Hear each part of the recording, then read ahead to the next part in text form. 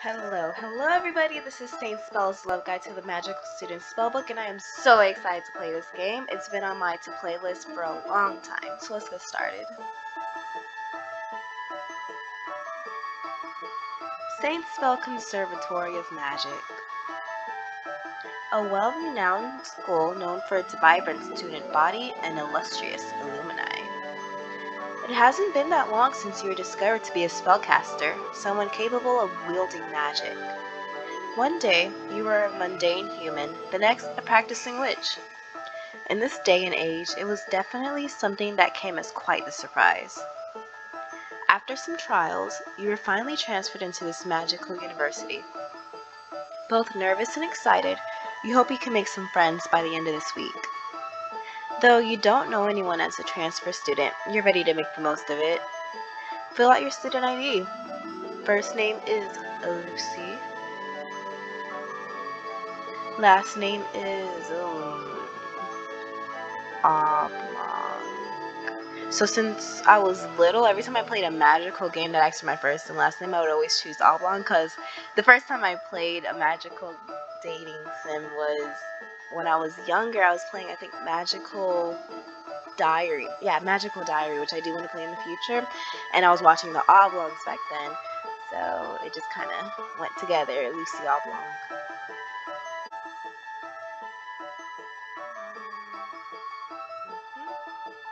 Bellatrix, Sirius, Polaris, Regulus. I think Bellatrix sounds the prettiest. I think I should admit I've never seen Harry Potter or read it or anything like that, so if this is a reference to anything, it kind of flew right over my head. Alchemy, arithmancy. I never heard of that one. Astrology, cryptozoology, never heard of that one either. Healing, history of magic, potions, practical 101, combat and defense. Who needs that when you can do magic? Wait, like, use magic to attack? No, never. I'd rather do healing. Study of malediction. So I like healing. I guess practical 101 to get the basics. Alchemy.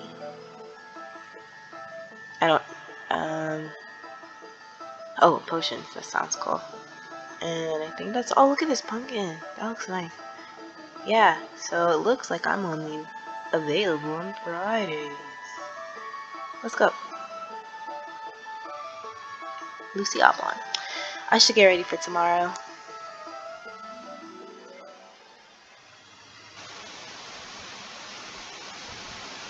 You make your way down the halls of the Grand Conservatory with a fluttering heart. The small devotes in the stone flooring cause the wheels of your suitcase to bump as it rolls by your side. It's quiet in the halls, the gentle tapping of your footsteps almost loud in comparison. If I could have checked in earlier, it would have been nicer. You wondered how much more alive the campus would feel in waking hours, though you imagined there would be students awake at any hour regardless. The house Bellatrix should be... Oh my goodness, you scared me. Hello? Bugbear. Why, hello. Perhaps too caught up in the new environment, you hadn't noticed the dark-haired Anima approaching, seemingly coming from nowhere. Yeah, he did come out of nowhere, huh? You're new, aren't you? It's a wide smile. His sharp teeth reflect the light. It takes a moment for you to respond after your initial surprise. Oh yes, I am. You are... He giggles at your response, though you're unsure of what he finds so amusing. Don't be shy now, I'm a bugbear. Bugbear? What kind of name is that? You can't tell if his parents were exceedingly eccentric or if he's just playing you for a fool, though you suppose you can spy bear ears hidden amongst the mess of his dark hair. This? Maybe? I'm part of the new students welcoming committee, so of course I'm here to welcome you. Oh, he's nice. Welcome, welcome, and welcome to the wonderful Saint Spell, the magical conservatory with secrets abound. There's mysterious witches, friendly anima, angelic seraphims, devilish, fiendish, and beautiful clock hearts aplenty. Dance and sing your hearts fill, love them, hate them, befriend them all. Bugbear croons, beginning his one-man cheer team while clapping. You suppose you feel welcomed? Thank you. His red, crescent-shaped eyes bore into you rather intensely. He doesn't glance away at all, and you have the distinct feeling of being watched, despite him so obviously looking at you. You didn't think it possible, but his grin seemed to stretch even wider.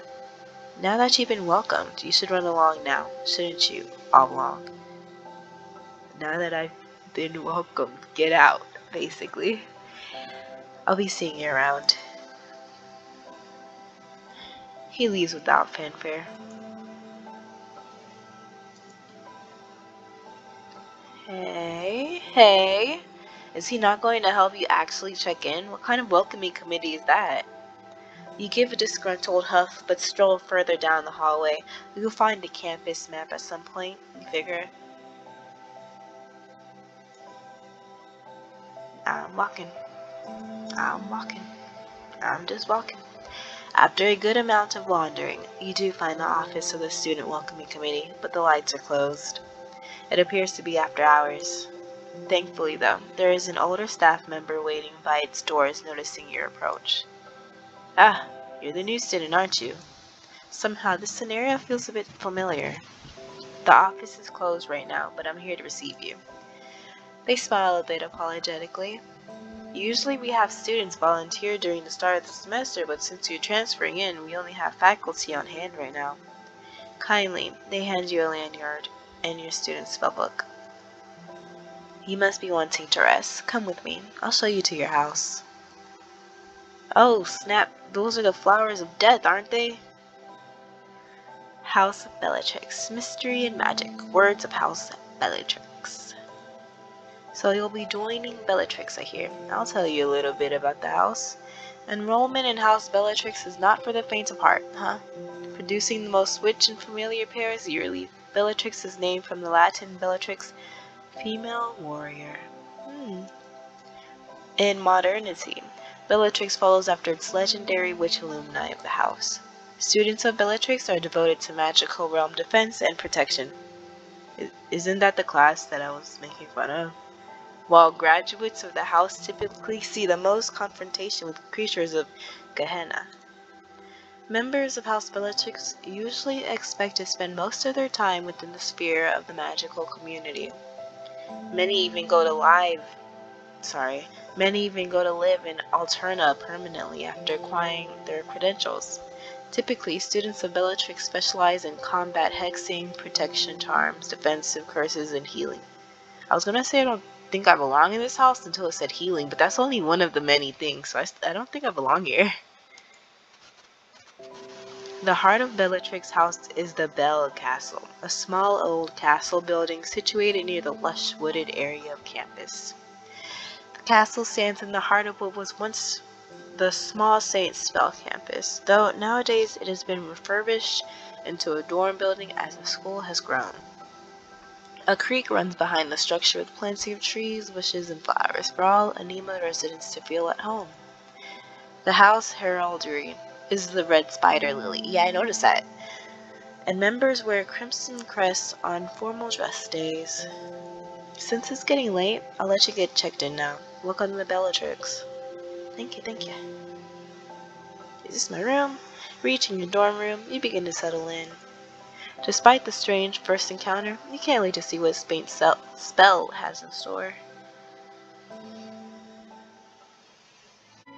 Today is Monday. Why am I so strong? I am not smart, but I am strong. Beware, everybody. You have alchemy. Go to class? Yes. Who would you like to approach? Oh, who are these people? Who are these people? I think I'll approach you, or you, or you, or you. There's too many. I'm gonna go with my first choice though. Purple hair. Oh, you are pretty. Hello? Hello! You must be new around here. My name is Claire. It's nice to meet you. I'm sure it can be a little overwhelming being new around here, but feel free to ask me about things you don't understand, or even about people. We're all generally friendly here, so there's no need to worry. I gained intelligence by talking to her. We're going to class, but I'm gonna say it's from talking to her. Tell me about. I don't know these people. Tell me about yourself. I don't even. I'm not all too interesting. Did you want to ask about someone else? Please tell me about yourself. Please, I think you're in. I don't know these people. Tell me about Luca. Let's gossip. Ever heard of the Michaelians? Luca is an adopted son of theirs. Okay, I kind of wish that there was a way for me to meet everybody first, because I don't know who Luca is. Not that that's all too important, though. I'll be honest, it's a little hard to talk to him if you're not persistent. He's a mystery, but if you try to approach him, there's a chance he'll be interested. Did you want to know about anything else? Tell me about Eleni. Eleni is quite the character. She doesn't mince words and she can come off as a little mean, but in my opinion, that's also because she's passionate about the things she's interested in. She is a fan of interesting magic and extremely curious to do. If you meet her, there's a chance you'll meet her partner, Siri, too. Her partner. Did you want to know about anything else? Okay, tell me about the houses. Saint Spell consists of 4 houses. Until recently, there were only 3 that were actively taking in students. Bellatrix, which I am in, Sirius, and Polaris. But from early days of the Conservatory, there was a 4th and it was recently re-established, Regulus. Is that where the regular people will go? Regular to new magic people? Each house has a dormant flower that represents them. For Bellatrix, they make their home in Bell Castle and are represented by the spider lily. Sirius's dormitory can be found in the grotto. What? With the my favorite flower! With the lily of the valley as their heraldry. House Polaris is in Cobalt's Tower and is represented by the blue hydrangea. And House Regulus is located in the Crown Planetarium with the black roses as heraldry. I learned a lot of new words here. Being in a specific house doesn't dictate which classes you can and cannot take, so there's no need to worry, but they do specialize in specific aspects of magic. Did you want to know about anything else?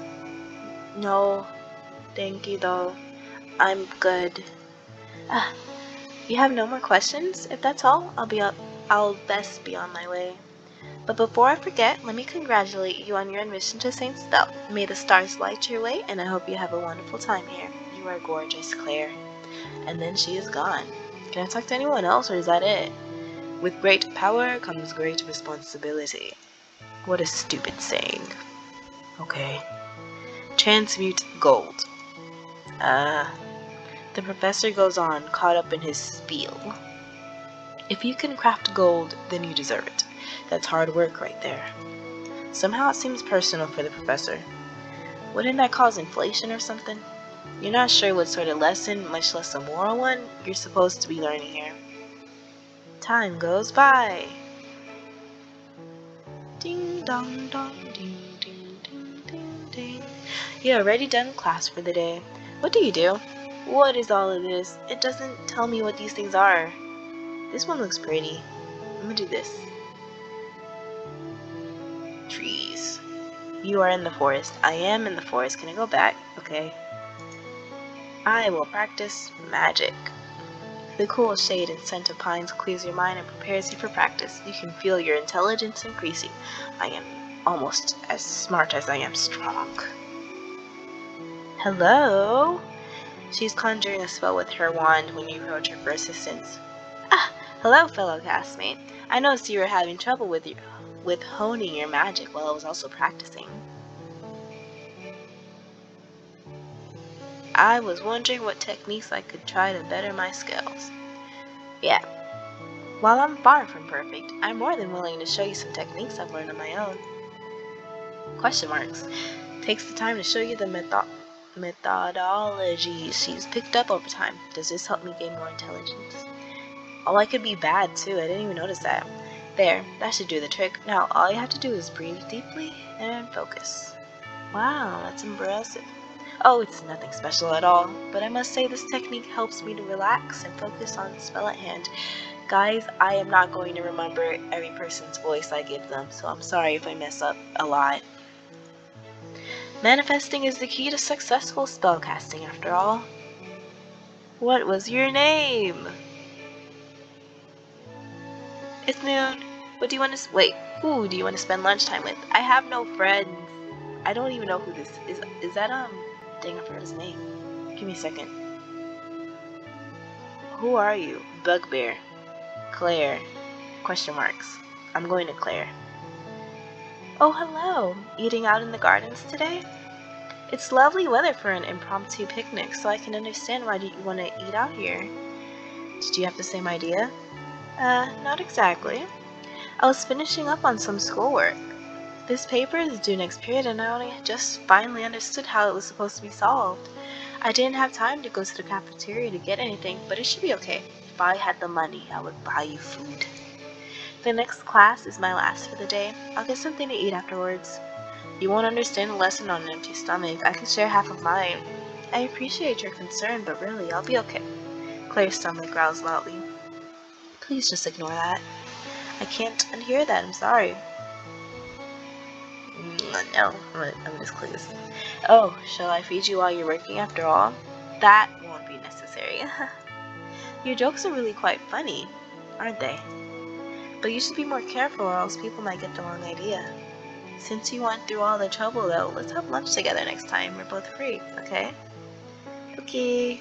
My goodness, this person has such a productive day. All I've done was stayed in bed. And it's well, I mean, it's only 9, but I woke up pretty early. I woke up at 3. You're already done with classes for the day. What do you do? Well. I think I can meet some cuties with booties with these swords. Let's go to defense. You are at the arena. I will be a delinquent. No, I'm kidding. I'm exercising because I'm strong. You look around for someone to spot you at the bench press. You can feel your strength increasing. Why am I crazy? Why do I want to be so strong? Like, why am I trying to be buff while wielding a wand? Why?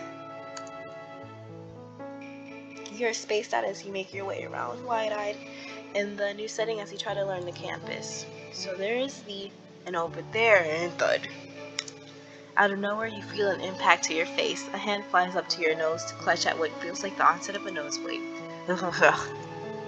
Blearily opening your eyes, you see, is that a pair of horns? Ouch. Oh. I don't know, I didn't expect you to be in the arena. Sorry about that. These horns don't have eyes, so it's kind of hard to see what's going on. I mean, you could cut your hair, but okay. You look curiously at the horned Anima, listening to his upbeat speaking. His name is Billy. I haven't seen you around before. My name is Billy Fawn, but everyone calls me Billy. You take a hand away from your bruised nose to offer it. I'm Lucy. Billy shakes your hand very enthusiastically. So, are you a new student or something? Yeah, I'm new. I just arrived to campus not too long ago. Was trying to note down the directions a bit. Oh really? Where are you from? I'm in Bellatrix if you ever want to find me for some help. I'm in Bellatrix too. Huh. Not anywhere special, but this place is crazy. It's going to take me forever to learn everything. And meet everyone, basically. He laughs. It's real different around here, ain't it? Oh, was I right with the whole accent? Because he just said, ain't it? I'm from a goat village in the mountains. Wow, I am spot on. Okay. There's a whole lot less mountains here, but the towers are an okay substitute. He liked the when they roll off the mountains or something to flick them. A goat village, huh? You nod curiously. Oh, actually, I gotta go now, but it was nice meeting ya. You wave as he departs as quickly as he arrived. Is that my blood on the floor? Blood on the dance floor. You are already done with classes for the day. What do you do? Help me! What is this bunny thing? You are at the gardens. Oh, I was just here. You wander around the gardens a bit, appreciating the beauty of the flowers. You can feel your charisma increasing. I need to come here more. What is this? Why does it look like this? You bump into a dark-haired girl cowering in the corner. Does everybody have a CG? Ah, sorry. Oh shoot. Can I go back? Yeah, sorry. I was in the way. Are you alright? I'm alright. Do you need a hand? You try to help her get out of the corner, but she shifts her body away from your offer. Her eyes have a hard time focusing on something. She doesn't want to directly look at you. That's me. I'm fine. She is clearly trembling in fear and clutching onto a candelabra for her dear life. There is no flame lit, and it's daylight outside. Why does she need that? The more you stare, the more intimidated the girl in front of you becomes. Oh, I need to leave her alone, I'm sorry. It seems that she is more intimidated by you than her surroundings now. Sorry for bumping into you. I'll excuse myself now. Question marks gives a quick bow, and makes a run for it. What a strange girl. There goes the sun. I like how it's animated. It's now after school hours. Extracurriculars are now in session. So at 6 p.m., extracurricular time. What do? I don't know. I don't know. Oh, cooking class. I'm hungry. Yeah, cook something. You become a slightly more well-rounded person. You can feel your charisma increasing. Who's in the kitchen? Oh, nobody. Okay. It's now the evening. You have some free time before the day ends.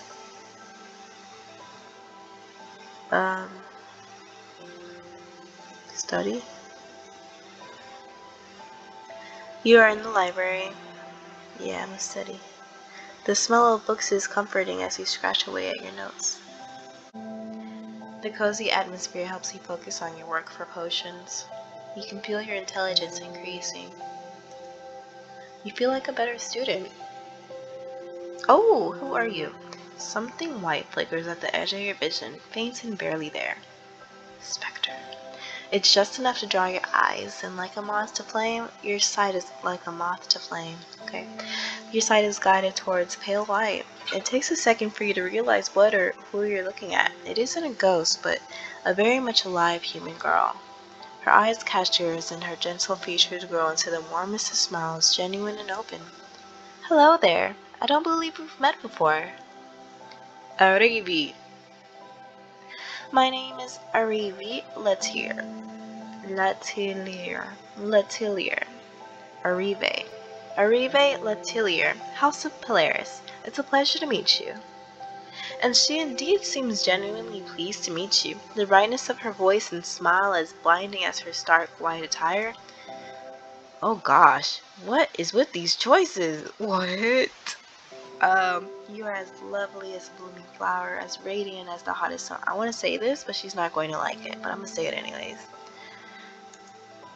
Your eyes shine brighter than the brightest star in the sky. Your petal pink lips are as lovely as peony, and the overly romantic words just fall from your mouth. Her expression doesn't change much. Her smile remains on her face politely as she listens to you finish your speech patiently. It looks a little more customer service than before, though. That's very kind of you to say. You flatter me. Arrive replies kindly, although it's apparent she doesn't take your words very seriously. You're very lovely yourself, much more so than I. Her clear blue eyes are sincere, and she seems to be, I don't think she knows my name. She seems to be attempting to encourage you. She seems to have misunderstood your intentions. And your name? I'm Lucy from House Bellatrix. She tests the name carefully, as if committing it to memory. Lucy. That's a wonderful name. It really suits you. Just as she says that, someone calls her name. Ah, it seems like they're calling for me. Let's talk again soon. I look forward to chatting with you. I don't... Okay. And with that, she's gone, being pulled away by another student obviously in need of her assistance. What if I was like a teacher and I just did all that? Nah. 10 o'clock. Sleep time? Monday is now over. Today is Tuesday. I am a lot stronger, smarter, charismatic, and good. than yesterday. You have healing. Go to class? Yes, sir. Who would I like to approach? Is that Arrive? You are Claire. I don't know who you are. I really want to meet you though. Oh dear. Oh, were you guys twins? Who are you? Hello. Huh. Hello. I don't think I've seen you before. Dene. My name is Dene White. And you are Lucy Oblong. Pleasure to meet you. Is it your first day? I'm particularly great at picking out a new student or two. A great memory of faces I have. I've been here for a while. One day is a while to me. That, the skeleton's smoking. Really? Oh, yes. I remember seeing your face around here. Hard to miss. But, didn't you say that you haven't seen me before? When did I say that? Anyway, has the campus treated you well in your time here? Collected a few memories? No. Registering this as a contradiction, you... If this were real life, I would let it be, but I'm gonna call you out. No mercy. You just dodged the statement to ask another question that would have been obvious if you had actually saw me before. How would I know? I may have... Can people not like me in this game? I may have not seen you, but that doesn't imply that you've made memories here. For all we know, you've had your entire memory wiped. That's kind of outlandish. Possible, but not an easy everyday occurrence. It's not. Anything can happen here. It's proper etiquette and general conversation to ask someone how they've been. Danae huffs at you and toots her nose in the air with dignity. How about you then? What's your university experience like? Huh? It's perfectly fine. Her happy-go-lucky grin looks a bit forced there for a moment, but she recovers. Are you being bullied? Definitely a lot of memories to write a book, but I won't. Enough to write a book. Are they interesting? Absolutely. But there are too many memories for the time we have right now. So maybe sometime later, I'll share my glorious tales here at Saintsville. Okay. Okay. Are you leaving then? I am leaving first. Good day to you. I look forward to talking with you again. I'm gonna say nothing.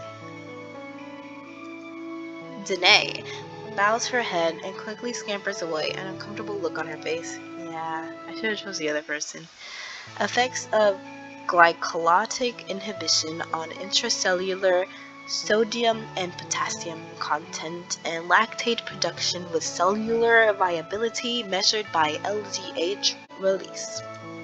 The researchers also examined the effects of disruption of oxidative phosphorylation had on sodium and potassium content. My goodness, this class sucks. Inhibition of oxidative oh my goodness, this class sucks. Phosphorylation was caused by carbonyl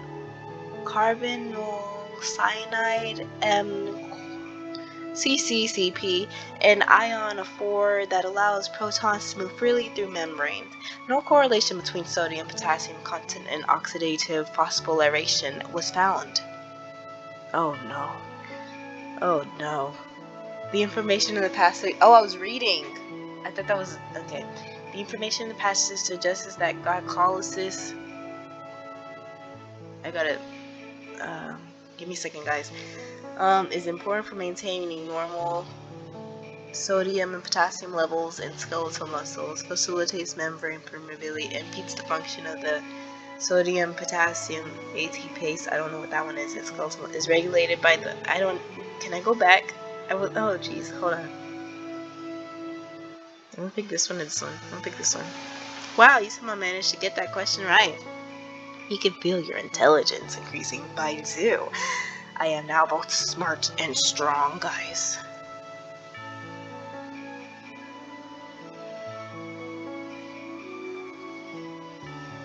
You have Practical Magic 101. Go to class? Yeah. I think I will. Who would I like to approach? Oh, we got a bunny boy. I keep seeing you. Or was it you? Wow, y'all are very similar looking. Do I know any of y'all? I know you. Oh, jeez. I'm gonna go. There's so many people. I'm gonna go to you.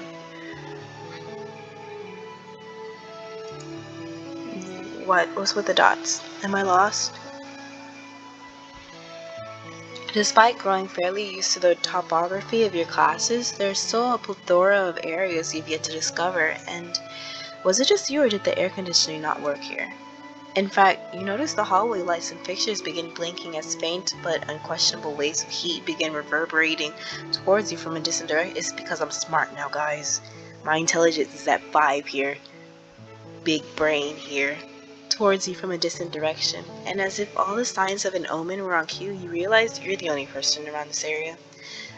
Where were your other peers?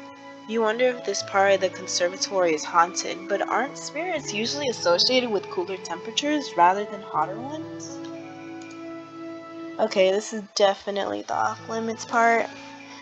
The forbidden area, every superstitious or fantastical setting kept barred from students hiding a grim dark secret, an obscure passage to a third dimension, or maybe even a horrendous beast. Trouble yet anticipative. You find yourself debating. What's the worst that can happen? I can die. It's definitely something bad. This always happens in movies. Yeah, I'm gonna say that. Forget that. I just started. I'm not dying, getting in trouble. Who cares if a wonder of the world is here? Fearfully, you attempt to quickly make your way past the haunted halls en route to your original destination, but as if to answer your aimless yelling echoing down the halls, the suspected ghosts or shambling creatures of the night finally wake to greet you. The heck? Against your better judgment, you're caught screaming bloody murder in the midst of the empty hallway. Your cries of terror only disrupted by an unfamiliar, disembodied voice, followed by the sudden forceful grip of your body being pulled into another's. It takes a moment to gather your senses, but once you have it, it becomes abundantly clear that you're staring face to face with an undeniably irritated visage. With ears thick and dappled in hair. Why you got that low V cut? Sir, we are in school. With ears thick and dappled in hair snow white, the burly anema bears the brunt of your weight effortlessly against his chest. This is romantic. His powerful grip diminishes down to a more gentle, more aware of the situation. Yet even if you might be enraptured in those piercing cold eyes, the only sentiment you can reciprocate is perplexity.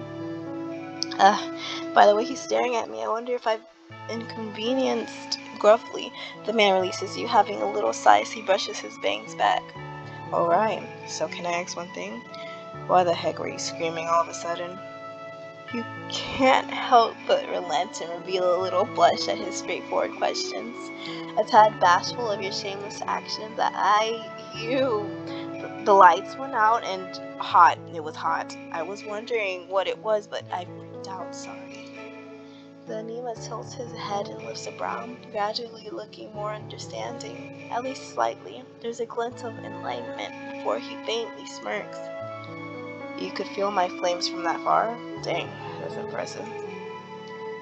You almost think he's praising you, but by the smug, triumphant look that occupies his face, he becomes increasingly obvious. He's more proud of himself. Turns out, throughout your bumbling, the leopard retained only a fraction of information. Despite your earlier apprehension, the fact that he's haughtily ignoring your concern almost ticks you off. Yeah, I'm gonna go along with it. You swallow any discontent and stand sweatily near the doorway. So the reason it's so hot is because of your flames? Is it really that weird? We're at magic school. And what about the lights? They were flickering and then went out. I seriously thought this place was haunted. That was me too. Probably. The place might be haunted. It's like 100 years old. Hundreds, actually. Not that he wasn't feeding your paranoia. Details. Gripping his lance at his side, the anema traverses across the vacant room. With his languorous, never heard that word before, languorous yet decisive movements, he confidently strides closer to you.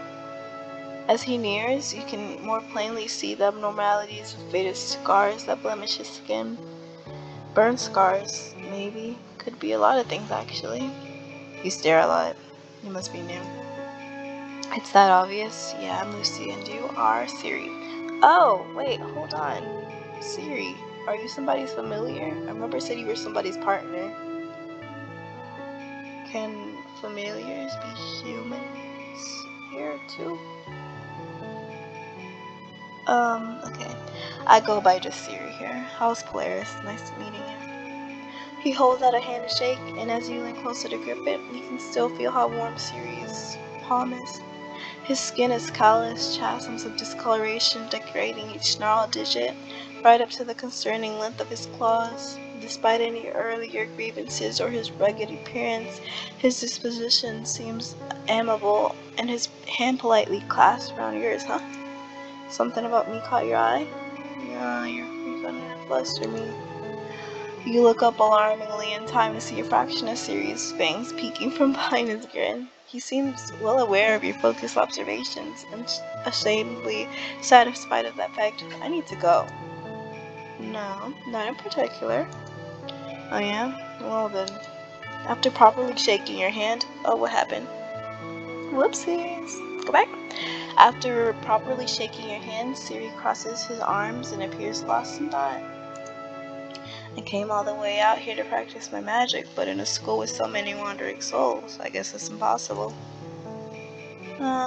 He's gonna like if I tease him, but if this were real, I would just apologize and go, I'm gonna tease you. Ha! I didn't think you'd be the shy type. Siri's expression regards you as deadpan, failing to see the coyness behind your taunting words.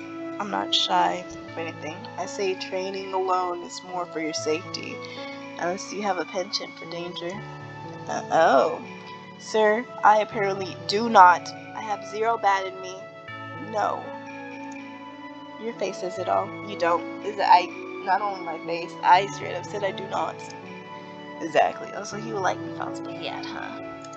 Anyway, shut it back. Catch you later, Lucy. Don't get lost now. As he passes you, the enemy throws out a slack wave as his thick spotted tail whips playfully against your feet upon his exit. Siri, later. Gosh, it's still hot in here. Still. Wouldn't it be better to just practice fire magic outside? Yeah, it would, huh? Thankfully, for you, Siri left no mess in the empty classroom. You disperse from the area before any hypothetical ghosts do decide to show up. Flush the toilet, do not eat shrooms. I almost ate that. Should I go eat some shrooms after this? Take out the trash. Can I actually die in the game? I kind of want to try now. Find these shrooms on the edges of the campus forest. Do not do it. You will die. But will I? You raise your eyebrows. Eating shrooms? Who would do that? Oh. Scratching my head over here. Yeah, who would do that? Lucy, tell me what happens if you ate shrooms. I'll have a good time. But I'll also die. The professor smiles. Please, give me my intelligence right now. I deserve it.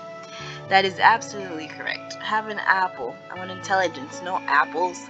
For your reading and listening comprehension. You can feel, yes, you can feel your intelligence increase. I wish real life was like that.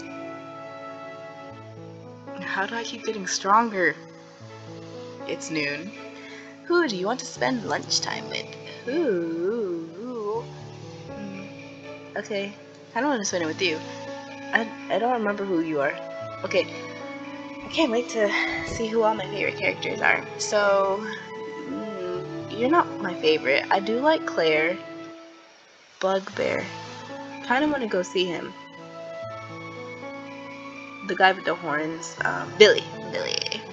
Lovely girl.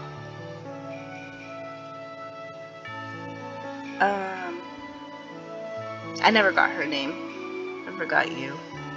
I just met him. I'm going to be with you. You walk through the gardens looking for a place to sit and eat your lunch, admiring the flowers lining the paths as you go. Roses, tulips, hydrangeas, flowers for all seasons and assortments bloom in the gardens, magically maintain or prolong their beauty.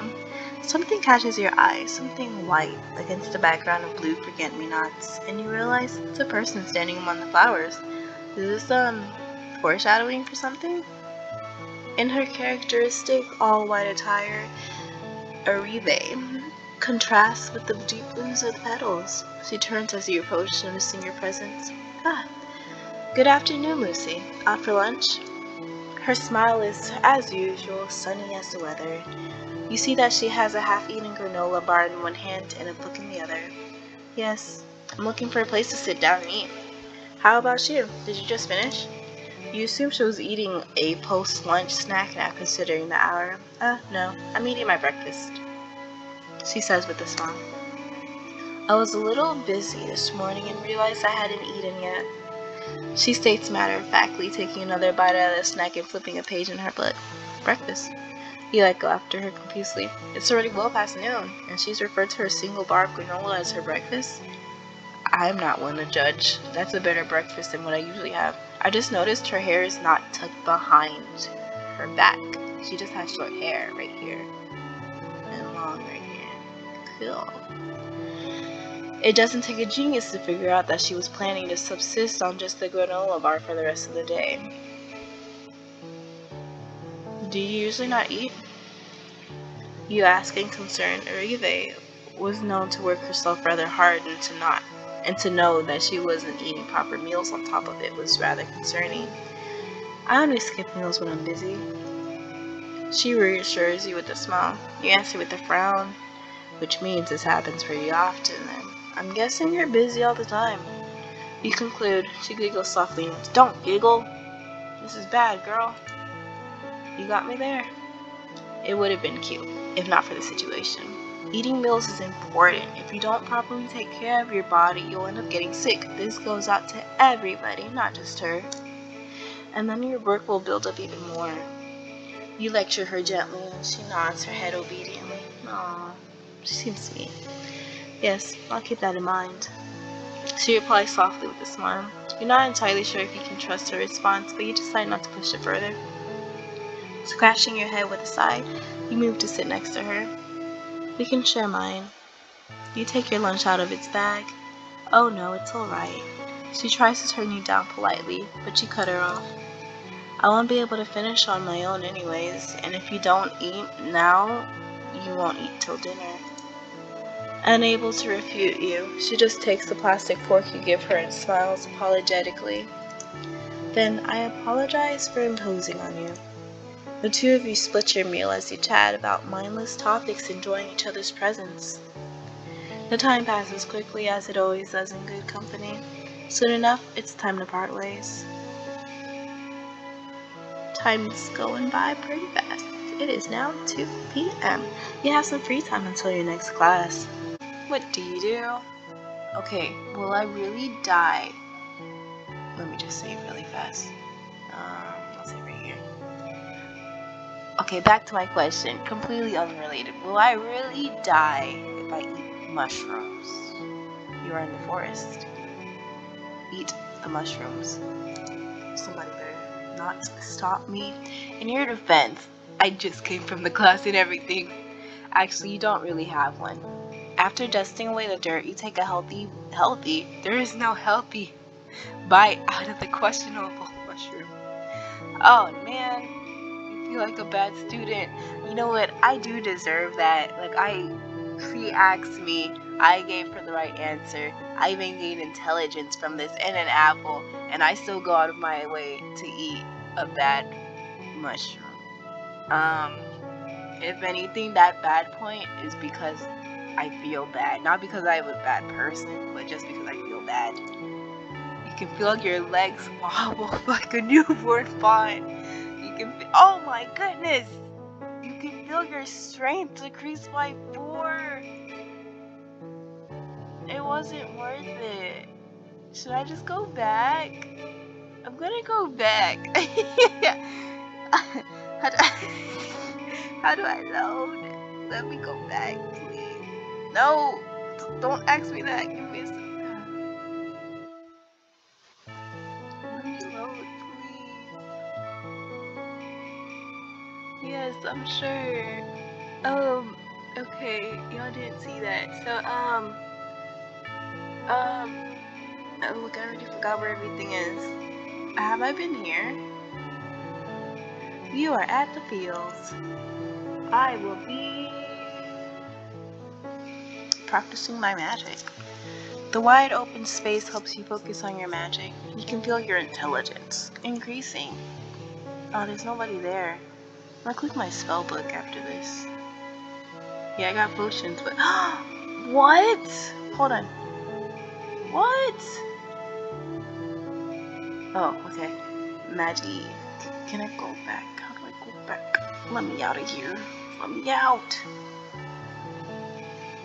What?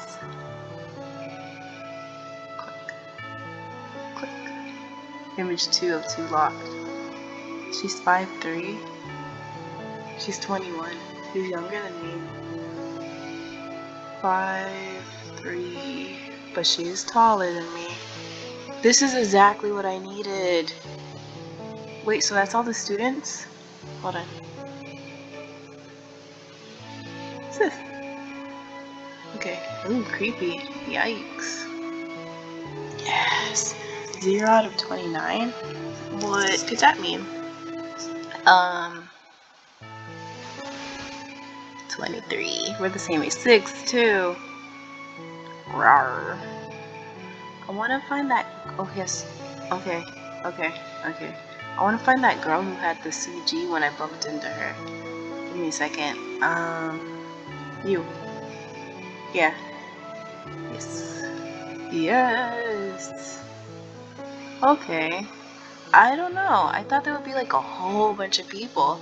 So there is actually a lot I have not met. Okay. Alright, back to what I was doing. Last attended? Yes, today is 11/11. Back to what I was doing. I have potions. Am I going to class? Yes, because I'm a good girl. Who would you like to approach? Someone I haven't yet. I really want to hang out with you, but you have like a crown on you? Oh my. Question marks. Raises her gaze towards the seat. She assumes you intend to inhabit. Silently, she looks towards you, then to the empty chair beside her. You step closer, but abruptly the chair is then unavailable. She flicks her wrist, tomes and pens unceremoniously tumbling into the vacancy. It's occupied. The enchantress resumes her forward stare, and with a swish of her hand, she waves you away.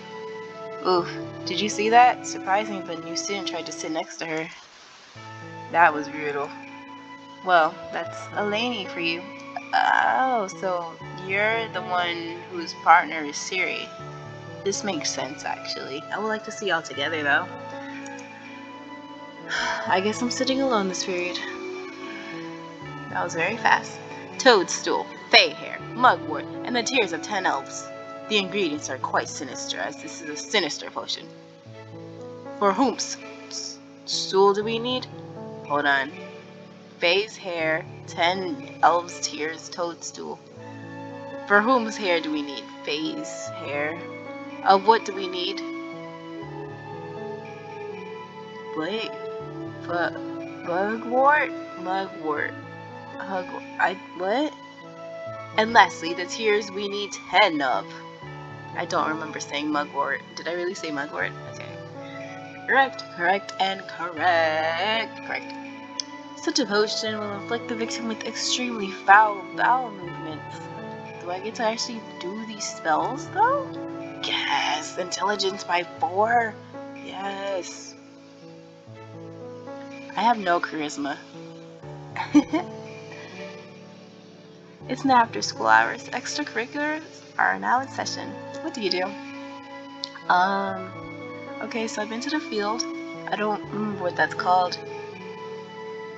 Forest. Classroom. Defense. Cooking. How do I raise my charisma? I'm gonna take a bath. You're in the bathhouse. You get squeaky clean. You can. Yes, that's exactly what I need. Did anybody see something red? Right? Oh, okay. You can feel your charisma increasing. I'm gonna take another bath. No, it's time to go sleep. It is now the evening. We have some free time before the day ends. Well, actually, I want to go out. Yeah. I'm gonna go to the infirmary. You are in the infirmary. I don't want a checkup. I'll get a checkup. Is Lucy Oblong there? Yeah, I'm here for a checkup. Your voice dies in your throat. Oh, it's you! He's wearing a blank Barty City nurse. Okay. Costume and Killer Jason mask, a highly suspicious syringe in hand. What are you doing here? That's simply not right. The dress ushers attention to his shoes, which are black Crocs. Oh, this is a mess. Yeah, I want to get to know you some more. Some of the holes feature cute bear pins. It is a testament to his confidence and fashion sense, you suppose. Even so, he couldn't possibly be an actual infirmary worker, and there's no way. Whatever do you mean? Bugbear acts coyly. I haven't seen you in... Actually, it's only been like a day. Tilting his head, somehow you can see the cat-like smile behind the disconcerting mask. He squirts out mystery liquid from the syringe. I gotta go. You bulk. Blank. You hadn't meant to say that out loud. You take yourself and whatever ailments you may have had straight out of the infirmary. I'm out of here. Look, I got to see him, and now I'm going to bed. That's enough for the day. Today is now over. Today is Wednesday. You have alchemy. Go to class? Yes, sir. Who would you like to approach? He has an eye patch. I was gonna choose you, but he has an eye patch. Decisions. I'm gonna choose you.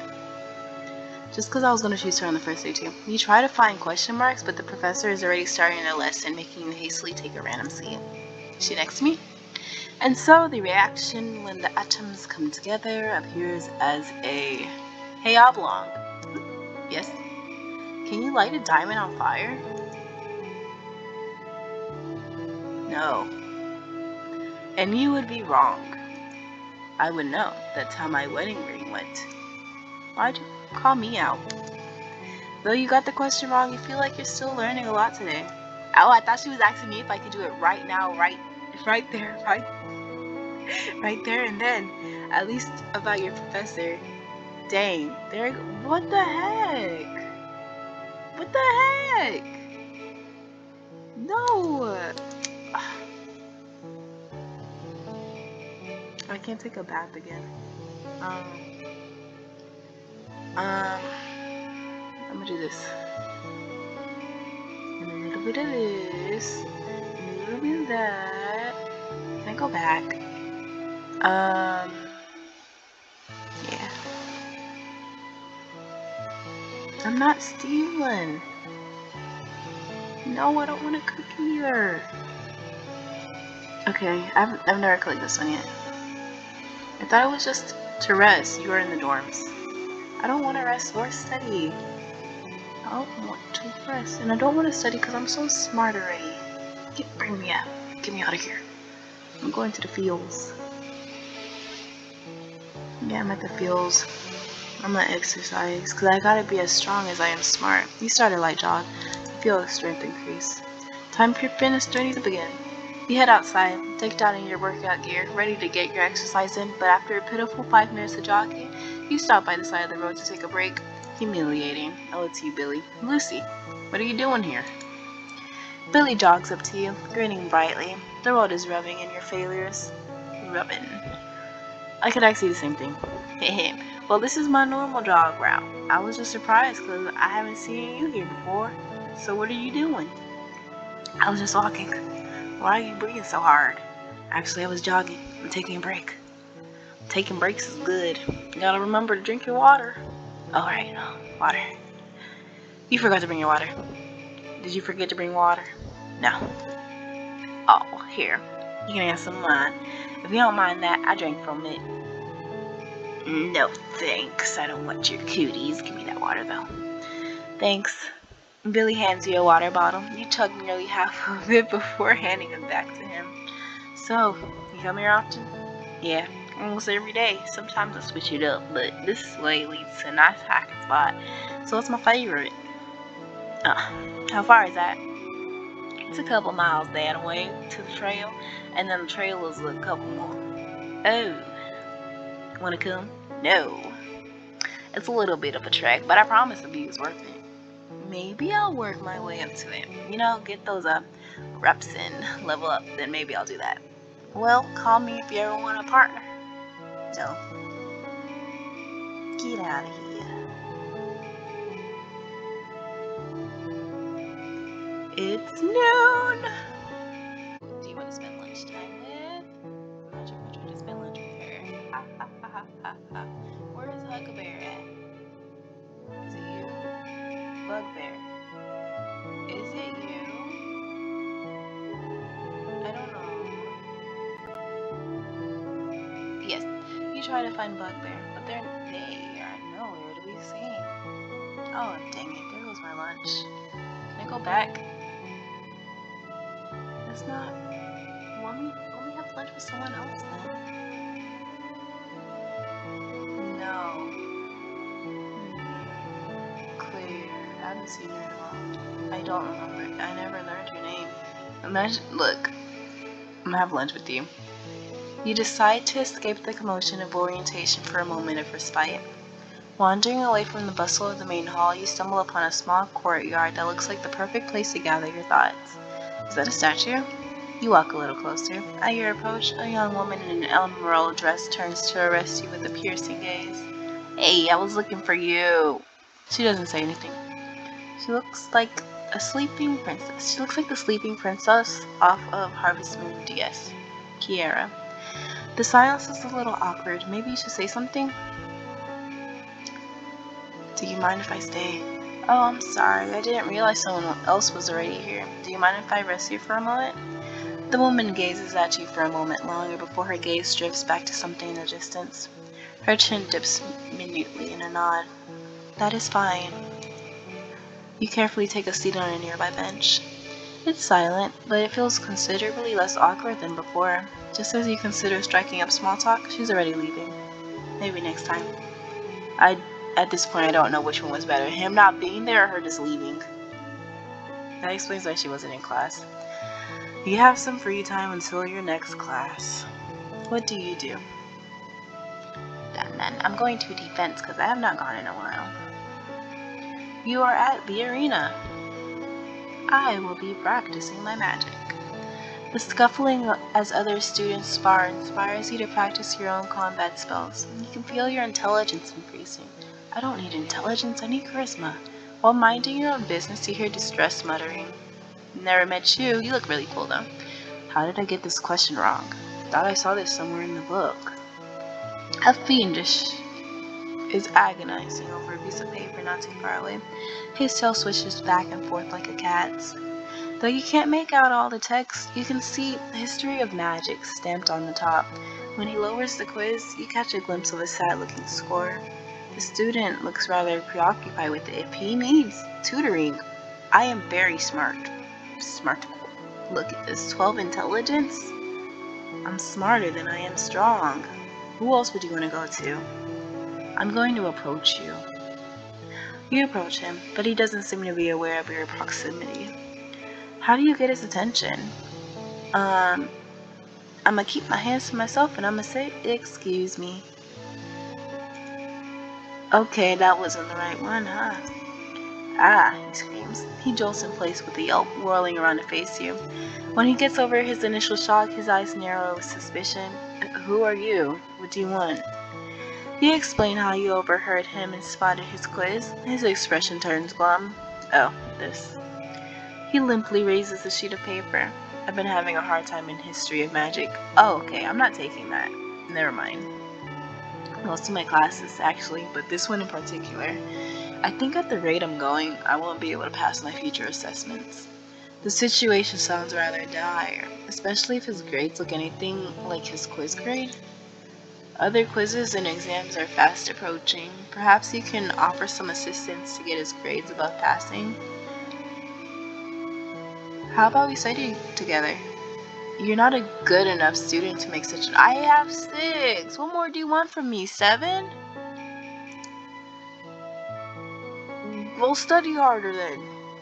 Apparently, that's the correct answer.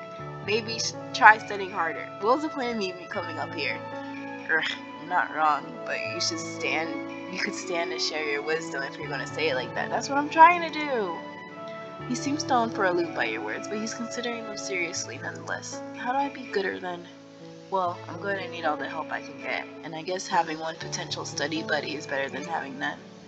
The skepticism hasn't left his eyes, and his tone is still reluctant.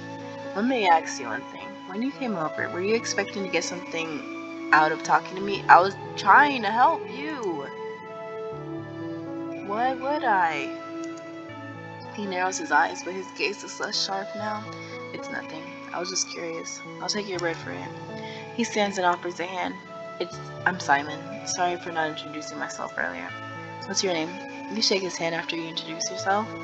Let's meet up soon, and I can go over what I need help with. Simon lets go of your hand. You notice there's a piece of paper left in your palm. See you around, Lucy. See his number? And with that, he's gone, leaving only a name and a vague plan for a study session. The scrap of paper has a phone number scribbled across its surface. As you register Simon's number into your phone, why was he so slick with that? Why couldn't he just tell me his number? Why do you have to be smooth? You hold out hope that he'll actually turn up whenever you agree to meet. My gosh, I'm lacking charisma and good girl points. I have potions. Am I going to class? Yes. Who would you like to approach? Yeah, I've seen you so many times. You look so normal. I'm just gonna go to you. You're unsure how it happened or who exactly was at fault. One moment you're heading to class, and the next you find yourself on the ground with someone's belongings scattered at your feet. My sincerest apologies. You look up toward the voice and see a young man in a similar position to yourself fretting over the accident. He's dressed in attire that seemed fairy tale-like, even for someone like you, who's quite literally attending a prestigious magic school. Are you Luca? He is quite frazzled by the accident, and it seems after putting the pieces together he was the one who collided into you. You aren't injured, are you? Pardon, my nose was in a book and I wasn't paying attention to my surroundings. The stranger starts to gather up his spilled belongings. You examine the mess more and find some school supplies and a myriad of library books.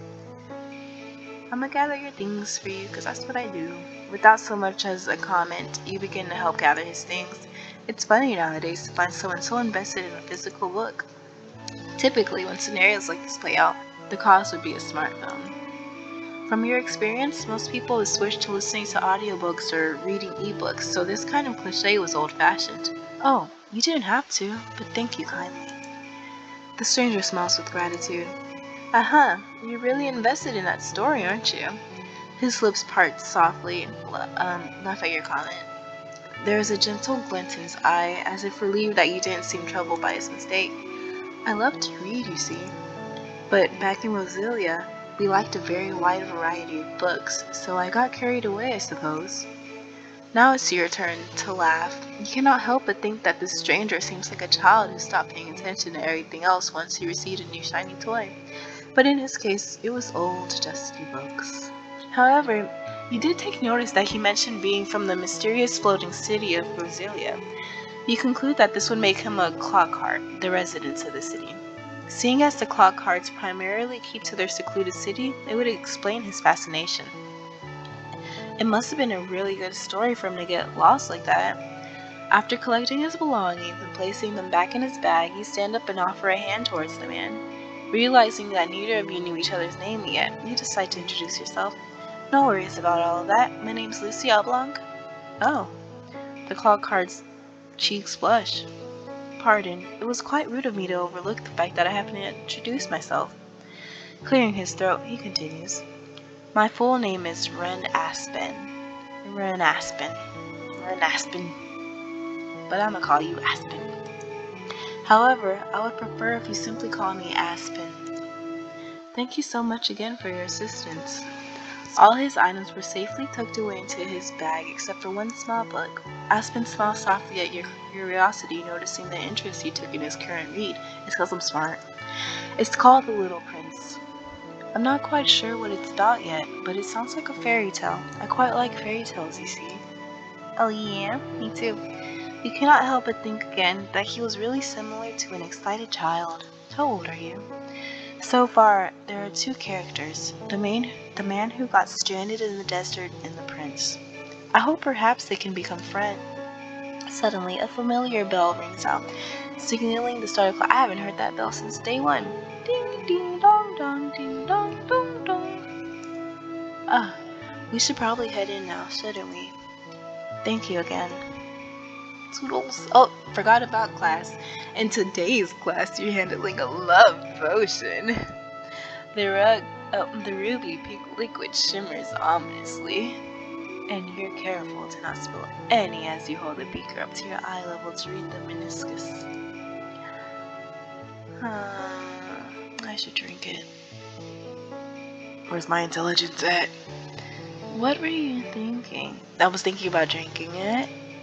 You quickly wave any strange thoughts away. I mean, I wasn't thinking about drinking it first on person. I was just thinking about drinking it to drink it. It looked like a really nice color. It's now after school hours. Extracurriculars are now in session. What do you do? I'm taking. Oh my goodness. Why is this here? Oh, I can really help him study. I want to take a bath though. No, I'm going to the spell book. Here? Yeah, 23. You're old. Wait, no, we're the same age. I forgot. A child. 5'10". You're a giant. You're huge. Was it you? No, it was not you. It was him. 25. Dang, what are you doing here? Get me out of here. I want to take a bath. I can take a bath later. Let's study, yuddy. You exchange sparse text messages with Simon, mostly asking about the potential topics of study. From his reluctance to delve into specifics, you, correctly, deduce that he simply needs help in general. Armed with this information, you meet with Simon with a rough outline of how to best assist his studying. Simon arrives on time, and you appreciate his punctuality, if nothing else. He's dressed in a similar outfit as when you first saw him. He changed outfits? A black long-sleeve shirt, haphazardly tucked in, a plaid shirt over it, sleeves rolled up, nice, jeans and worn sneakers. Hey. His greeting is a little stilted. You don't miss the reluctance in his voice, but more than anything, he sounds weary. It's likely that you need to ease Simon in before really getting the session underway. That sounds rude. Weren't you wearing that same shirt last time? Yeah, that's rude. Nah, let's get started. If you could turn to page 32 in the History of Magic textbook. Wait, we're starting now. It was either this or be rude to you. So, he blurts out a little panic. It's okay, I'm easing you into this. Hold on. He rummages around in his backpack to find said book, pulling it onto his lap and flipping through the pages. Page 32. He flips too far before backtracking, looking up at you once he's at the appropriate page. You assure him that he doesn't have to rush, but he winces. Alright. You get settled yourself, pulling out your own materials before requesting that Simon take out his previous quiz. Simon gulps, but he complies, pulling the slightly crumpled sheet back from his backpack. You review his answers, the red marks from the grader almost abrasive on the sheet. It seems Simon's forte doesn't lie in memorizing dates or names, but you notice the questions he did get right are more conceptual. You point this out to him. Simon blinks back at you. Yeah, I've never been all that great at straight up memorization. The admission feels like a point of shame for him. When you have all those dates right next to each other, they just kind of start blending together to me. Staring at my notes usually doesn't help all that much either. That's definitely a concern, especially when you know there are a number of important dates that will certainly be on the upcoming assessment. You consider what Simon told you before going through your supplies. From your own bag, you retrieve pens and blank note cards. Oh man, I haven't used these in years. Simon's remark comes off as joking, but you raise an eyebrow. This seems to be enough for him to give another confession. Well, I wasn't really good about studying in advance, so flashcards always felt like extra time and effort. Let's see. Well, there's no time like the present, unless you have a better alternative. Or do you have any good study tactics? Yikes. I don't want to say yikes, that sounds mean. Simon will submit at your words. Well, not really. He's honest about it. If nothing else, he takes the note cards and pens from you. I don't know. I guess we'll see if this works. You guide Simon through making effective flashcards. One stack is for dates and their associated events. The second stack is dedicated to events and their corresponding details. Simon mutters out what he writes as he makes the cards, sometimes drumming his fingers against the table thoughtfully. Once he's done, he starts to go through the cards. Though discouraged every time he doesn't know an answer, you push him to continually review. He gets through the event detail cards faster than the date event cards. Once he's done with both, you take both stacks and shuffle them together into one deck. Simon lets out a dread-filled eep as he watches you. Now we'll take it one card at a time. One card at a time. Simon repeats after you. He breathes in deep, then rubs his hands together furiously to psych himself up. Okay, here goes. It goes a little slow at first. Simon cringes with every wrong card that you set aside to be reviewed in a subsequent round. However, he steals himself every time and you keep going. As you talk through the information with every card, Simon slowly starts to get a better handle for recognizing the information. By the time you get to all the cards he missed in round 1, he's sitting up straighter and is visibly more attentive. The second round goes faster and Simon dwells less on his misses. It takes another 2 rounds for you to get through all the cards he made, but at the end he lets out a cheer. I did it. He's quick to amend the statement, with your help, of course. You hand back the flashcards to him. This is already going to go way better than the last quiz. I'll have a good chance of passing. Why settle for just passing? Simon rubs one horn, a little skittish. Well, come on, you gotta set these goals incrementally, right? If I set my expectations too high right off the bat, it's gonna suck when I don't meet them. He's right though. With that, you decide to conclude your session there. You point Simon to other handy resources for making physical study guides and other techniques he could try on his own. Considering how much he moves his hands, it's possible making flashcards is the best way for him to study. Simon takes in every word, nodding as you continue. He rubs the back of his head, lips pursed. Okay, that's a lot, but I'll try to remember it all. He pauses before clearing his throat. Thanks for helping me out, Lucy. You tell him it's no problem, but he eyes you. Look, you went through the trouble of basically tutoring me. You're not gonna, ask for anything in return. Oh, you poor thing. Jokingly start writing and say, well, as you can see, my fees are... No need, just get that passing score. Simon stares at you, gauging the honesty of your answer. You let him. What did they do to you? Eventually, he lets out a thoughtful huh, before continuing to gather his belongings. As you wrap up, Simon stuffs his hands into his pockets. Well, I guess we'll have to find out how I do on that next quiz. He gives a tentative smile. Wish me luck? And you do. Simon seems satisfied by that. Good luck to you too. You probably won't need it considering the study session, but you can never be too safe. You bid Simon goodbye. You think you feel his gaze on you as you're walking away, but when you look over your shoulder, he's walking in the opposite direction. You hope for good grades for the both of you in the coming days, but you hope a lot for Simon. May his efforts pay off and he gets the grade he wants. Can I take a bath now? Question mark. It's now the evening. You have some free time before the day ends. I will... Imagine if I go back to him. No, I'm going to take a bath again. I don't know what else can raise my charisma. You are in the bathhouse. You get squeaky clean. You can feel your charisma increase by 2. Yes. And now it is sleep. I guess this is how I like to spend my nights. So, Wednesday is now over.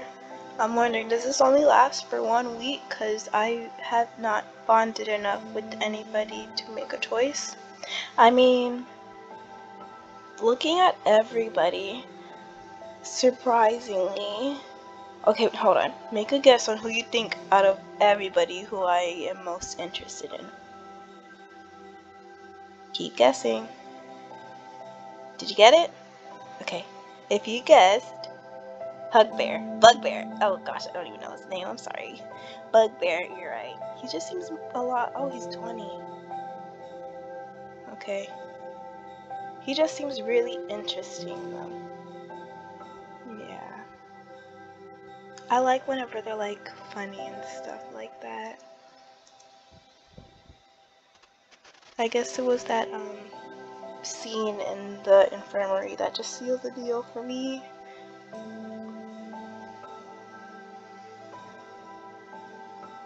Oh, it tells you what house they're in too. Yeah. Who else is in my house? Yeah, he's in my house. One more. Okay. What about the girl with the crown here? 24. Lenny. Okay. Wednesday is now over.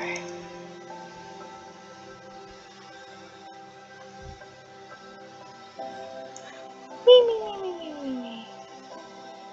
The night beckons to you. After donning a cloak, you head to the gardens for a dreamy midnight stroll.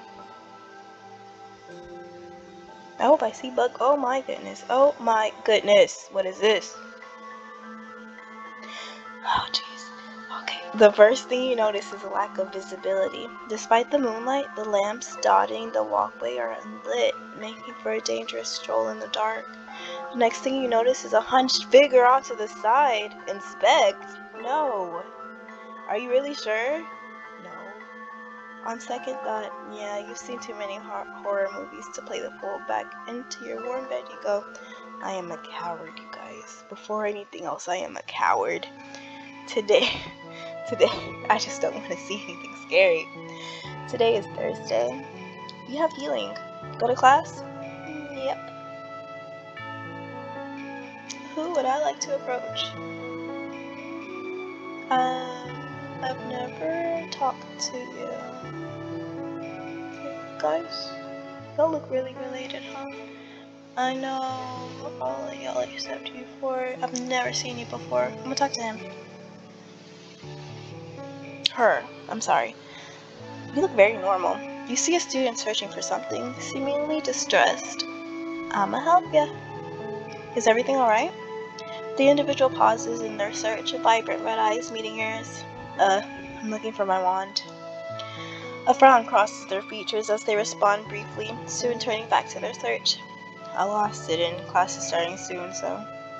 They add, voice trailing off, perhaps implying they don't have time to talk. Yeah, gotta find it. You blink a couple times. Let me help you then. What does it look like? It looks like a wand. They look at you with a hint of surprise, but they hardly seem upset by the offer. It's like a little dog thingy. It's made out of wood. Dog thingy. You aren't sure what you're expecting, but it wasn't quite that. It seems a little too simple to be a wand. Well, regardless. Alright, you got it. You get low to the ground, searching around and under objects for the wooden dog thingy. Minutes trickle by, but you eventually manage to find a small dog figurine. Picking it up, You turn it in your hand, examining it. It's small enough to fit within your palm, made of a cream and dark gray wood, and surprisingly soft. This couldn't possibly be a wand, could it? As you ponder the figurine, your search partner pipes up. You found it. Thank you, seriously. You have no nose either. Does nobody here have a nose? You blink and mild surprise as you hand it over to them. It's no problem at all. Oh, forgot to introduce myself. I'm Phoenix. What's your name? Lucy. Well, Lucy, I'll pay you back for this sometime. Promise. They leave with the wave, wooden dog wand thingy in hand. Bye. Now it's class time. Today we're doing a live demonstration. Oh, reticulated python, sir. I see you sustained some injuries. Come here, I'll heal you right up. Now students, watch closely here. I watched as time passed by.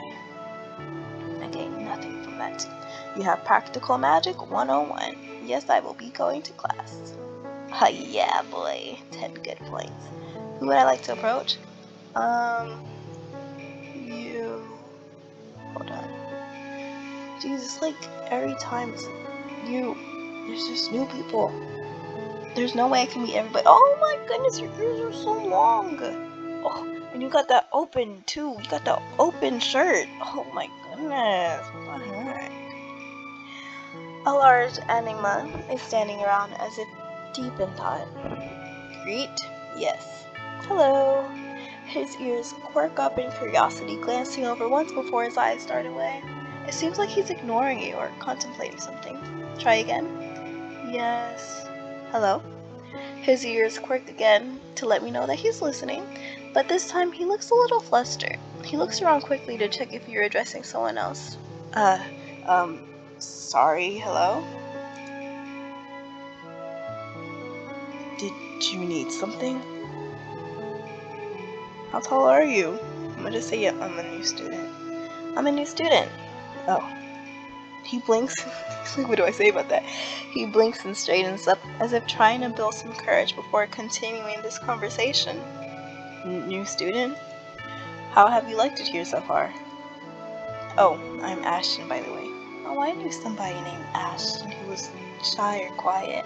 I think he was more quiet, though. He looks almost like him, too. Oh, okay.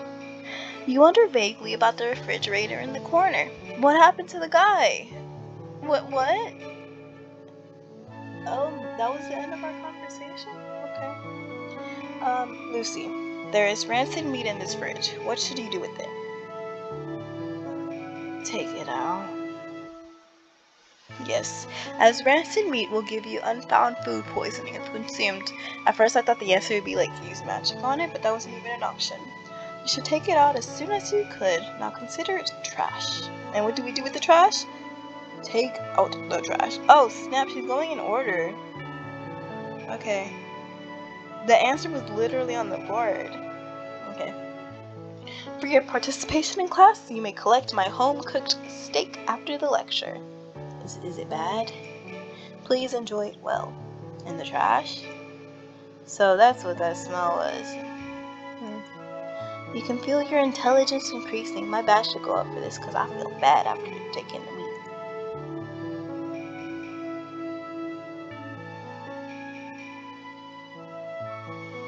It's noon. Who do you want to spend lunchtime with?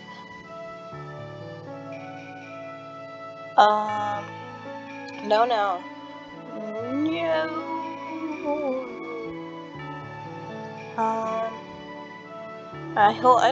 What is this? What is that? I saw it light up for a second. I don't think he'll be there. My new friend, Ren Aspen, yeah. While roaming outside in search of a place to eat your meal, you feel a small tug on the fabric of your clothes. Turning around, you spot Aspen, giving you an amiable smile before holding up his lunch. Would you care to join me? Yes, I've never been asked to join. I always just join. You blink before agreeing to the proposition. Now what if I said no? It's less lonely to eat with others anyhow, and you cannot help but find it hard to say no to someone with such an innocent expression. It'll feel like kicking a baby if you were to decline. Settling down under a nice tree, you both unpack your lunches. You raise your eyebrows once seeing what Aspen had in store. One slice of cheesecake, wow, this is worse than me. You have a very big sweet tooth. 2 small cupcakes, 2 macarons, a chocolate chip cookie, a few ginger snaps, a lemon bar, and 1 apple to balance out everything. I'll take the cookie. Amused, you laugh at the absurdity of it, resting your chin on the heel of your hand to peer close. Well, at least you have an apple, I guess. He looks down at his lunch, surprised, as if wondering what was wrong with it. Did you pack your lunch yourself? Something the matter? Don't worry about it. It looks good. Oh, it looks good. So you'll say something to the girl who eats a granola, but the guy who is having dessert at 12 p.m.? Okay. Nobody bats an eye. Don't worry about it. It looks good. All I got is overpriced store-bought food anyways. It was great to see. No matter how the school, everything was always overpriced near campus or anywhere convenient. Daylight robbery. I have no comments on your dietary choices, but make sure to look out for cavities. His cheeks color slightly. I just mainly eat for the taste. Yeah, I love sweet stuff too, but my goodness, he says this in lieu of defense. Your lips part in realization. As a clock heart, this would actually make a lot of sense, seeing as they don't really need to eat. I need to know more about clock hearts, and because it kind of seems like a lot of these people don't need to eat. Clock hearts, they're born from objects that gain magical souls. What are you? What object are you then? At the reminder of his race, you wonder what item he must have formed. Yeah, that's what I'm wondering. You two continue to make light banter over lunch. I guess I'll ask him later. That was nice. You are already done with classes for the day. What do you do? I have not been in the infirmary in a while. You are in the infirmary. I'm here to get a checkup. You duck your head, hoping to avoid suspicious bugbear infirmary treatment. I don't think he's there. Dang it! Next I'm gonna go to the cooking place. You're already done with classes for the day. What do you do? I haven't been in the library for a while either. I'll go later. I'm gonna cook something. You become a slightly more well-rounded person. You can feel your charisma increasing.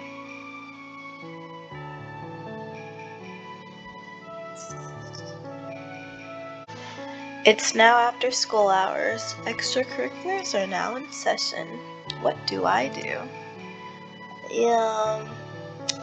Well, it's 6 o'clock. I am going to take me a bath. You're in the bathhouse. You get squeaky clean. You can feel your charisma increasing. Dang. Wait, it's 8 o'clock. It's now the evening. You have some free time before the day ends. I'm going to the library. You're in the library. And I will now read. Let me find something. What to read today? Your fingers flip through the pages of The 3 Trolls and a Mallet. You can feel your intelligence increasing. Yay. Oh, who are you? You approach a scowled and finned woman. I'm Lucy Oblong. She said that so calmly. She offers you a polite clawed hand to shake. Skyla. I'm gonna say Skyla for now. Sela. I kinda like Sela. No, I don't want you guys to make fun of me. I'm gonna call her Skyla. Skyla Vice, how's Polaris? Is there anything I can help you with? Are you a new student, perhaps? She looks at you expectantly. Yes, I am. Let me be one of the first then to welcome you to Saint Spell. I mean, it's a little late. It's Thursday at 8 p.m. So, I mean, you're not the first, but thank you. I'm sure you'll find yourself comfortable here. She gives a small smile, eyes twinkling. What are you? The research facilities and professors at this school are world class, as I'm sure you're already aware. Quite the draw, wouldn't you agree? Agree. Skyla's face is positively beaming. Your eyes, they burn. I am positively delighted to hear you think so. Oh, how thrilling this must all be for you. She's nice. What are you here to study? What is your concentration? House? Have you joined any clubs yet? Work study plans? She rambles on, picking up speed. You have to stop her before it's too late and you're stuck here longer than planned. Oh, I actually have to get going now, but it was nice meeting you. She is very nice. I like her.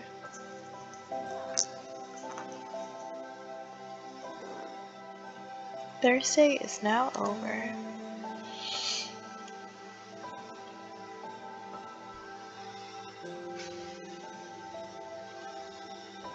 Sleep escapes you tonight. You've been tossing and turning. I'm not going back out there.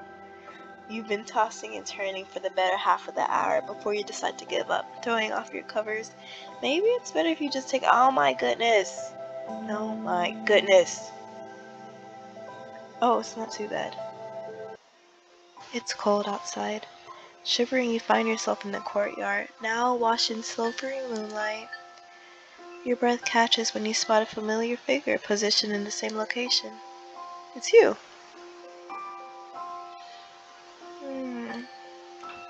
She's saying this about me or her? I'm going to say this. Green eyes meet your gaze. Her head tilts slightly to the side. No. Is that the first thing she said to me? He thought you'd be ready to attempt small talk, but this encounter has caught you off guard. Nevertheless, you venture an attempt. The moon is beautiful tonight, isn't it? Her gaze turns to the night sky to study it for a moment before she turns back to you. It looks as it always does. Oh, I guess you're right. It is the same moon that's been hanging in the sky for the last century, after all. After a few more moments, the woman bows. Her head leaves.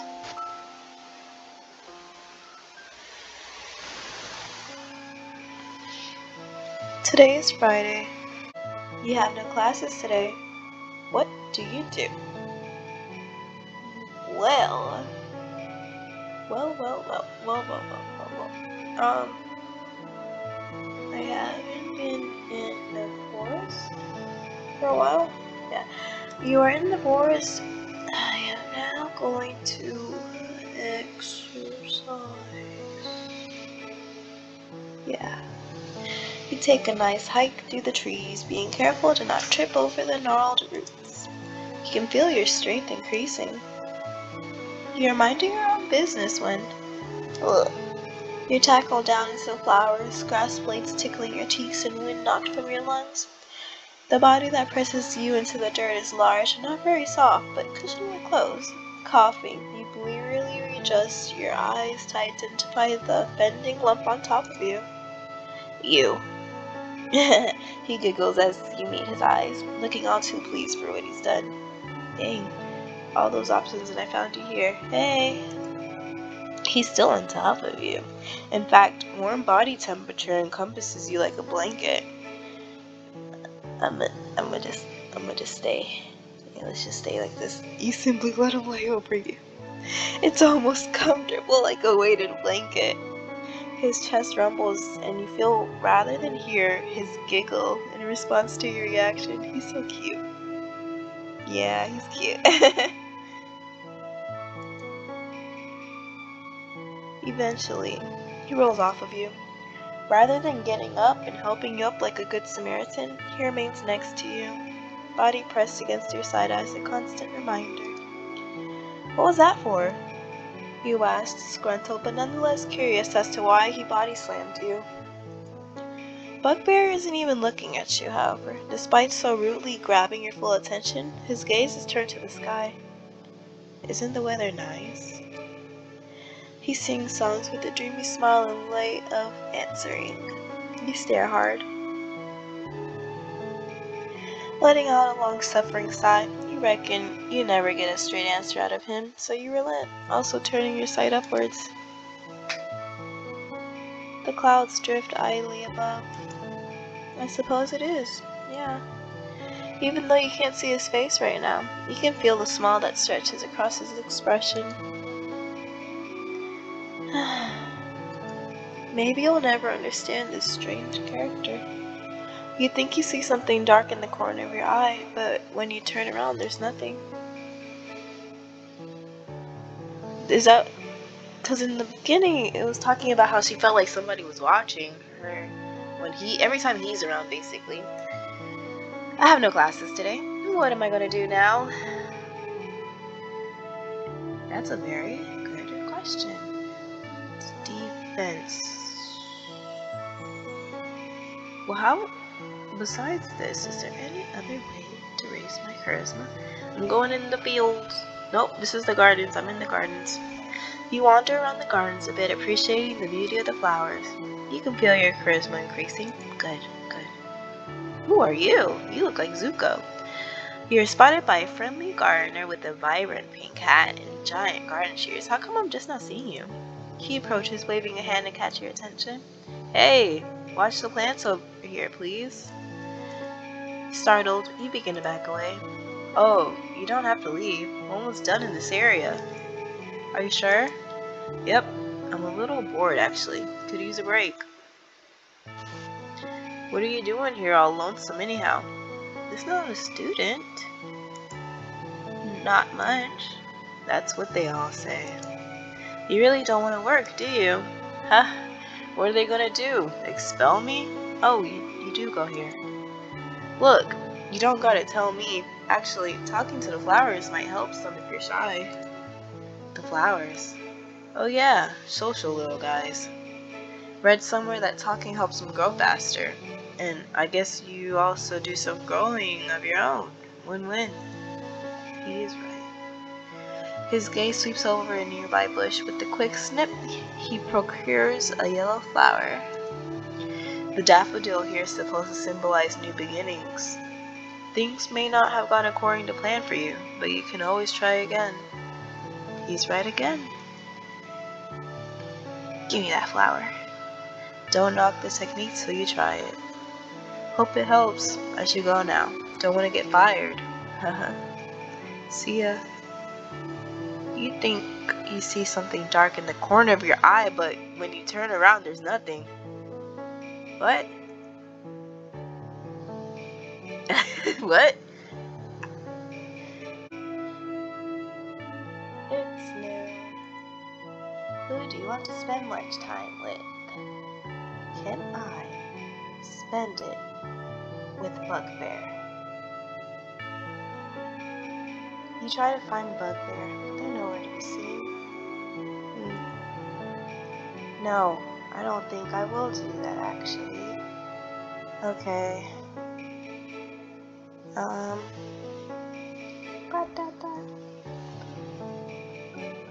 My new friend Skyla. Oh, that's who you are. I have forgotten who you were. Yeah, let's hang out with Skyla today. Good afternoon, Lucy.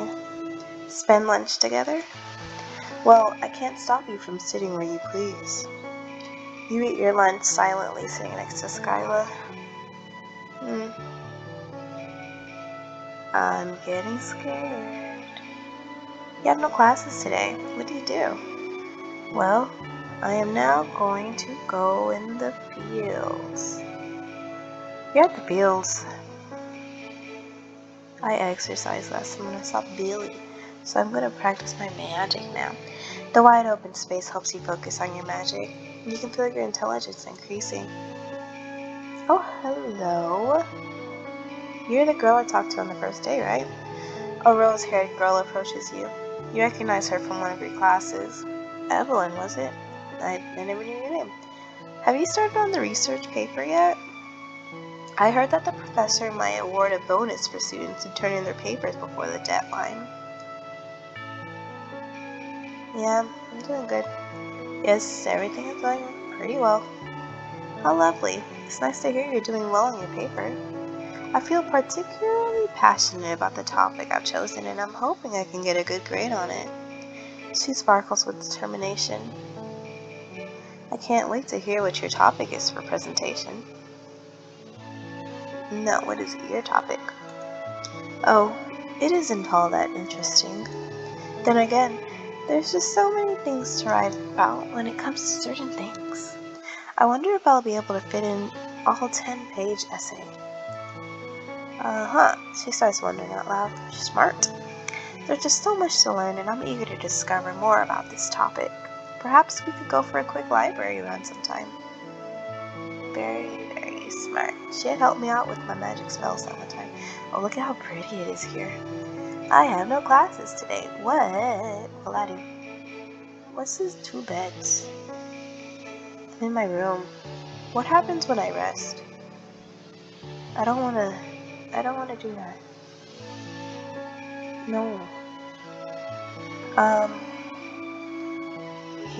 Yeah.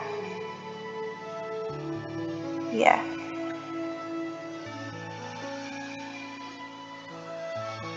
What happens if I rest in class? Isn't the feeling of falling asleep on the desk the best? Look, I didn't want to sleep in my dorm, but the classroom, perfect. Drill nearly escapes your mouth as you proceed to pass out in the classroom. It's now after school hours. Extracurriculars are now in session. What do you do? Going to... I forgot his name. The history of magic assessment came and went, and you had caught Simon, for a brief conversation. He was exhausted, but more optimistic than you've seen him ever. Studying together seemed to have paid off after all. I'm not expecting a perfect score, just kind of hoping to be above passing this time around, you know? He admitted this sheepishly, rubbing the back of his neck. I mean, how crazy would it be if I actually got a 100 on it? Where's he at? It would certainly be crazy, but relatively unlikely considering his previous scores, right? You and Simon had then parted ways, promising to meet later and celebrate. Though you arrive on time, Simon appears to be running late. He doesn't answer your messages, and you briefly consider calling him. Just as your thumbs hover over the phone button for his contact, you hear footsteps. Simon approaches, his expression somber. Hey Lucy, sorry, didn't mean for that to happen. He's dragging his feet. His shoulders are slumped and his tail trails after him limply. What's wrong? What's wrong? Is everything okay? You don't look good. Simon opened his mouth and closes it. It's obvious that he's not feeling well, but at least you're giving him a chance to explain himself of his own accord. No. Simon fishes out a quarter from his pocket and starts to rub it between his fingers agitatedly. I got called in by the professor. The good news is that I actually got full points on that last history of magic quiz. They think you're cheating, huh?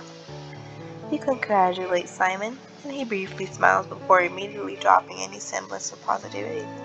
The bad news is, well, his eyes drop to his shoes. His hands stop moving. He puts his coin back in his pocket. Yeah, I thought so. The professor thinks I cheated. Student Judiciary has started an investigation and everything. Bad news indeed. Though you can see how a sudden jump from low grades to a 100% could be suspicious, you could personally attest to Simon's efforts while studying together. Why didn't you just say, yeah, I started using flashcards? You asked him if he did, in fact, cheat on the quiz after all. Simon's gaze snaps back up to you, eyes burning bright with indignation. I personally, not her, but I did not think you cheated. Of course I don't, be mad. Of course I didn't. His outburst startles the both of you. Simon looks away, hands balling into fists. I didn't. He repeats quietly, as if to convince himself more than anyone else.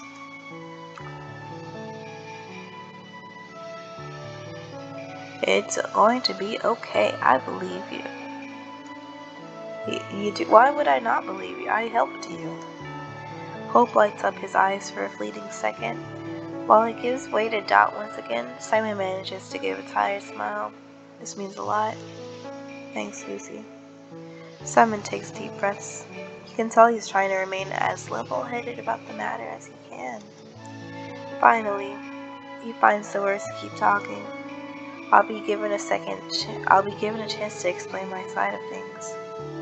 If what I say corroborates with the proctor's observations and I'm in the clear, then they'll probably leave it at that. Otherwise, well, expulsion wouldn't be off the table. That's not right. That's not right at all.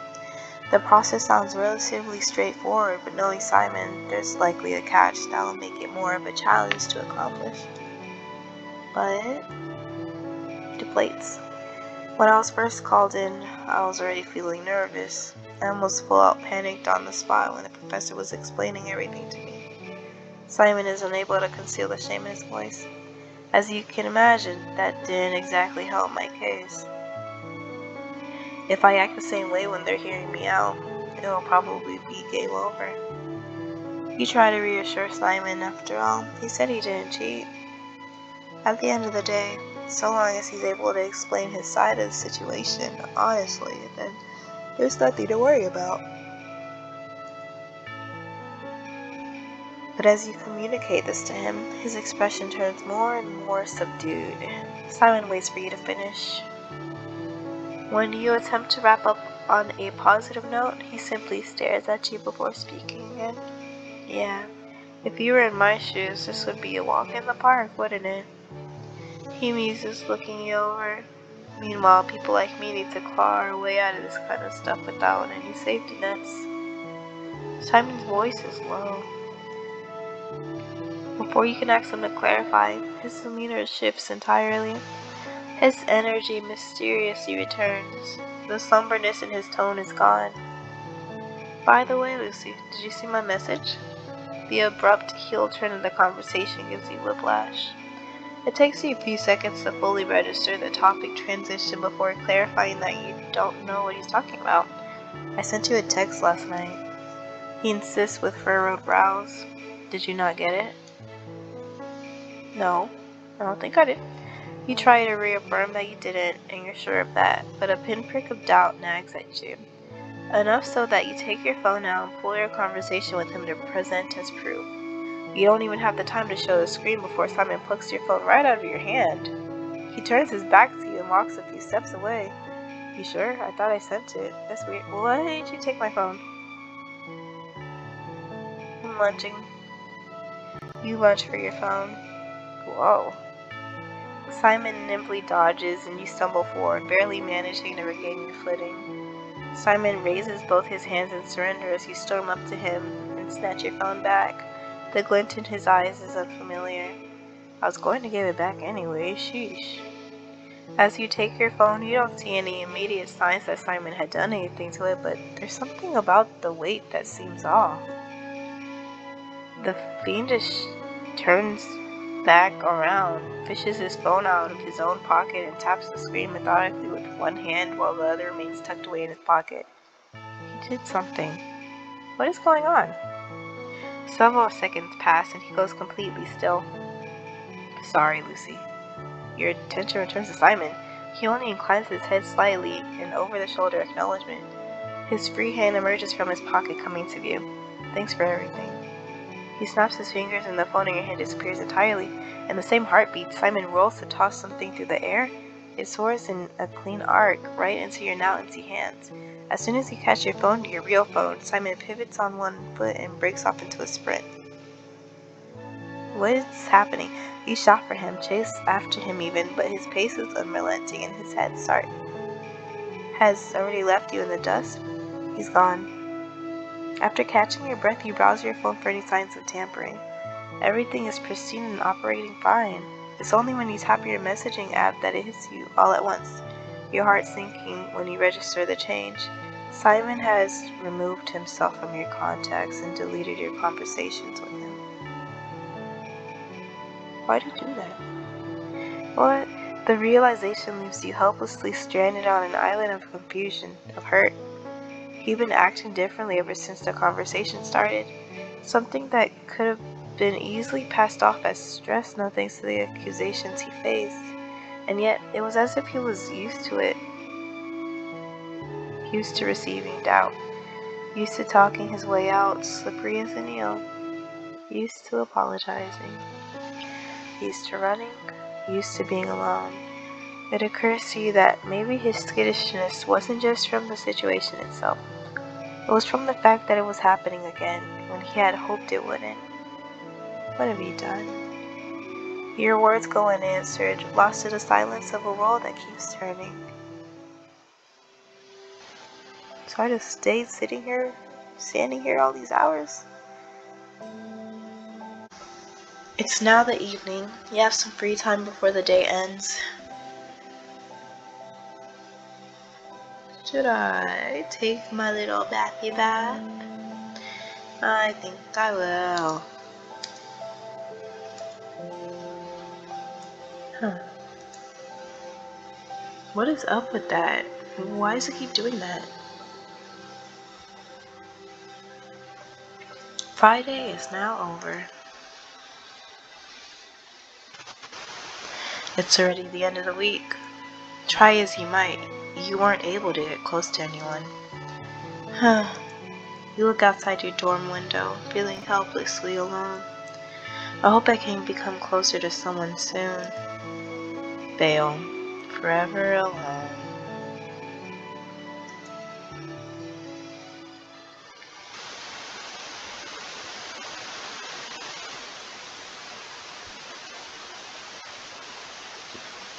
How sad.